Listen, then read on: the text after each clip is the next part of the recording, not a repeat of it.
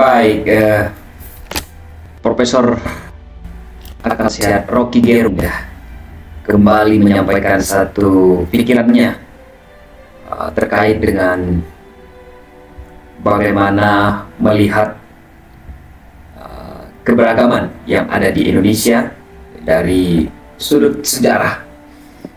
Dan memang ini adalah salah satu konsekuensi kita sebagai sebuah negara yang majemuk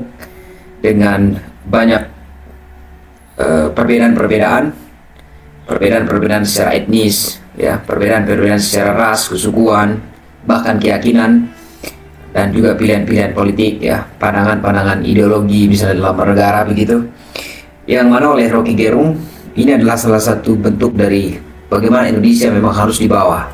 dan juga harus dilihat sebagai satu bentuk negara yang betul-betul demokratis, yang memungkinkan misalnya setiap pikiran-pikiran yang berbeda itu diterima sebagai salah satu konsekuensi dari kemajemukan yang ada di Indonesia, kira-kira begitu. Nah, oleh karena itu bahwa Rocky Gerung kemudian menjelaskan dengan sangat-sangat baik dan mencoba untuk memberikan semacam ingatan kepada publik bahwa keberagaman yang ada di Indonesia ini memang harus dirawat dalam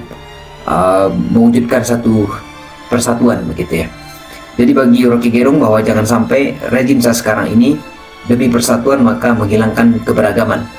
Justru hal itu adalah sangat kontradiktif dengan apa yang menjadi satu peristiwa begitu, apa yang menjadi realitas sosial yang terjadi saat sekarang ini. Justru keberagaman itulah yang harus dikelola agar terwujudnya persatuan begitu. Jadi bukan karena dengan tujuan persatuan maka keberagaman itu tidak diperlukan ya. Oleh karenanya Rocky Gerung melihat problem-problem kebangsaan saat sekarang ini memang harus diukur dan juga diperbandingkan dengan sejarah-sejarah bagaimana perjalanan politik, sosial, keadaan-keadaan masyarakat dari zaman-zaman dahulu begitu. Dan Rocky Gerung memang sangat-sangat apik di dalam memberikan penggambaran-penggambaran ini. Dia mencoba untuk memberikan semacam cerita, ingatan-ingatan di masa lalu yang disampaikan dengan konteks hari ini, di mana dia melihat dalam konteks demokrasi yang ada di Indonesia ini, Indonesia juga perlu istilahnya belajar tentang bagaimana seorang raja di Perancis ya, Louis XVI katanya, yang dipenggal kepalanya oleh rakyat Perancis pada waktu itu karena sang raja dianggap melakukan satu perbuatan yang tidak sesuai dengan kehendak masyarakat umum, tindakan-tindakan koruptif, kemudian hal-hal yang tidak sesuai dengan semangat ataupun nuansa kebebasan di masyarakat Prancis pada waktu itu, yang mana oleh rakyat tersebut berhasil memenggal kepala dari si seorang raja tersebut, dan itu menjadi pertanda bahwa dalam konteks demokrasi bahwa masyarakat telah yang menjadi pemegang kedaulatan tertinggi, kira-kira begitu.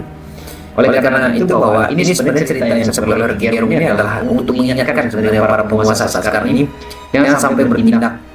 terhadap hal-hal yang justru akan berlawanan dengan masyarakat sebenarnya. Dan Rocky Gerung memang menyampaikan itu dengan cara yang lebih humoris ya, sampaikan dengan forum di depan sejumlah pemuda atau mahasiswa dalam salah satu kegiatan, salah satu tokoh yang sering misalnya memberikan semacam kenduri-kenduri keagamaan, sosial, ya, budaya, politik ya, siapa lagi kalau bukan Cak Nun sebenarnya. Dan dia diundang dalam forum Cak Nun, Rocky Gerung diundang dan memaparkan segala hal yang berkaitan dengan kondisi sosial, kondisi politik tanah air ini dari perspektif yang seorang Rocky Gerung yang kita kenal sebagai sosok yang sangat kritis di dalam membaca segala keadaan yang ada di Indonesia. Nah,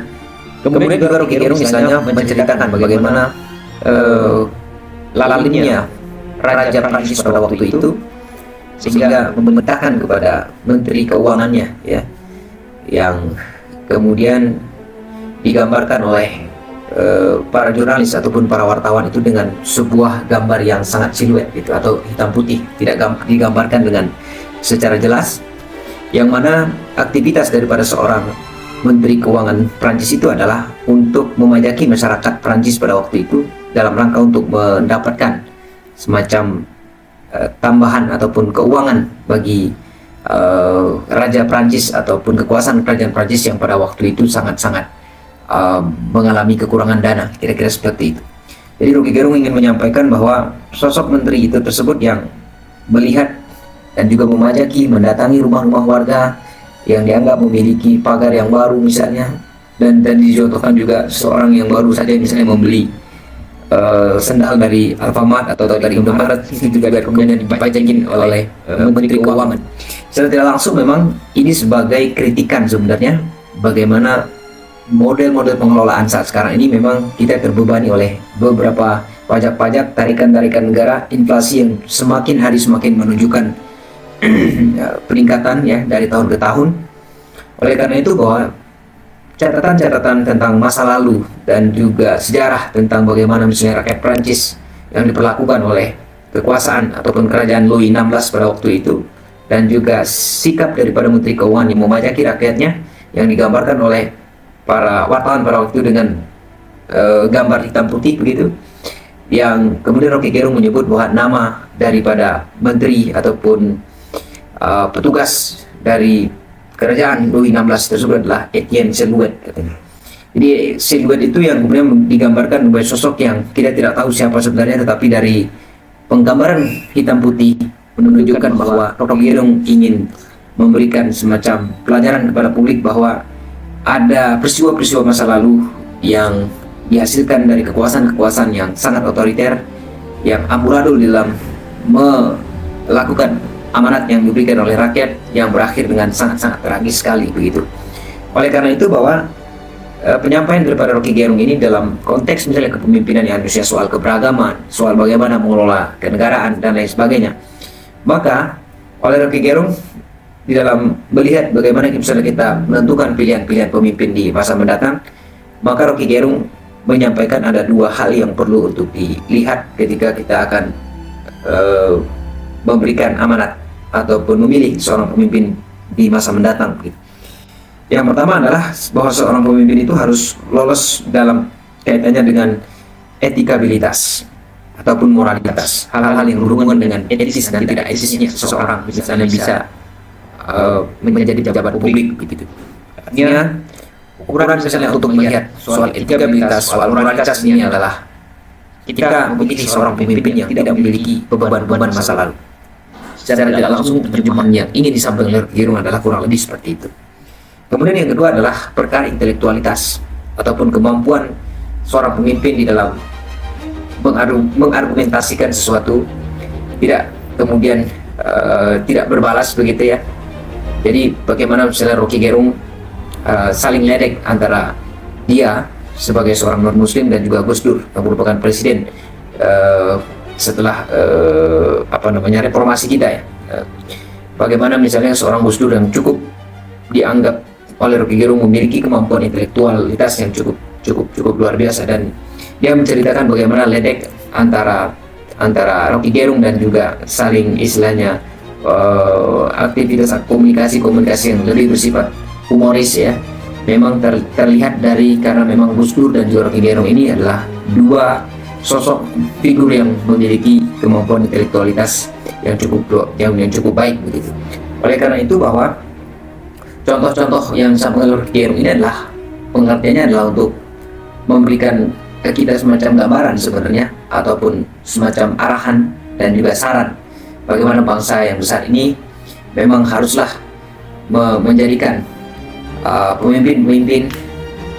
yang istilahnya memiliki sisi etikabilitas yang tidak bermasalah dengan sisi moralitas, dan juga memiliki kapasitas ataupun kemampuan dalam hal intelektualitas dalam membawa berbagai macam hal yang